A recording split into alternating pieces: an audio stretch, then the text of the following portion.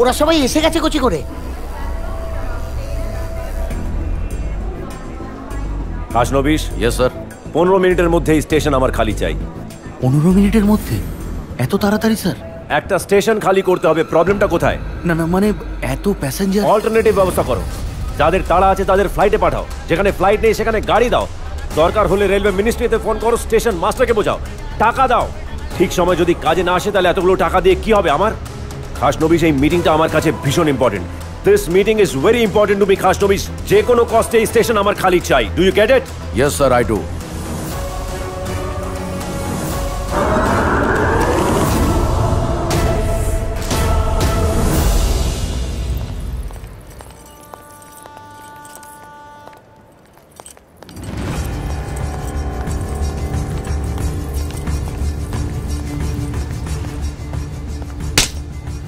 বেঈমান, আমার খেয়ে আমার পরে আমাকেই পেছন থেকে ছুরি মারছিস। ভিক্ষে চাইতে চাইতে তোর হাত আজ এত বড় হয়েছে যে আমারই ফ্যামিলির মেয়ের দিকে হাত বাড়াচ্ছিস। আর তুই, তোকে ছোটবেলা থেকে আদর দিয়ে যত্ন দিয়ে বড় করবার এই পরিণাম?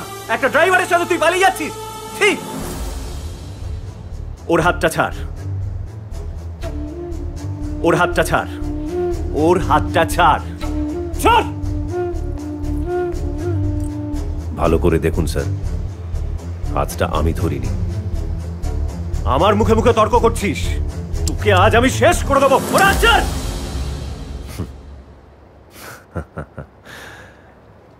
বাহ, আজ আপনি জানতে চাইছেন যে আপনার পরিবারের মেয়ে একজন ড্রাইভারের সঙ্গে কি করে বিয়ে করতে যাচ্ছে।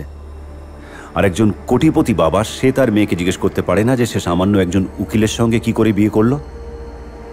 আমি তো তাও এখন ওর সিঁথিতে সিঁদুর দিইনি। আপনি তো সিঁথিতে সিঁদুর দিয়ে মালা বদল করে বিয়ে করে ওনার সামনে গিয়ে দাঁড়িয়েছিলেন, তাই না? আজ আপনার পরিবারের মেয়ে এত বড় একটা ভুল করেছে যে যাকে ভালোবাসে আপনি তার উপরে বন্দুক তুলে দাঁড়িয়ে আছেন। আপনার ভদ্রতা সভ্যতা সব মুখোশ খসে পড়ে গেছে, এটা ঠিক। আর উনি রাগের মাথায় একটা গুলি চালিয়েছিলেন বলে সেটা তার অন্যায়, সাংঘাতিক অপরাধ, তাই না? আপনাদের বাড়ির মেয়ে মেয়ে আর ওনার বাড়ির মেয়ে মেয়ে নয়। আপনাদের ভালোবাসা ভালোবাসা আর ওনার ভালোবাসা অভিনয়, নাটক। আপনি আপনাদের মেয়েকে কোলে পিঠে করে মানুষ করেছেন আর উনি সারা জীবন শুধু অহংকার নিয়েই ছিলেন। কে তুই? এত কথা তুই কোত্থেকে জানলি? কে তুই? যে বয়স্ক মানুষটা 25 বছর ধরে নিজের একটা ভুলের প্রায়শ্চিত্ত করতে করতে আজ মৃত্যুর সঙ্গে লড়াই করছে, সেই অশোক দেব বর্মনের নাতি আমি।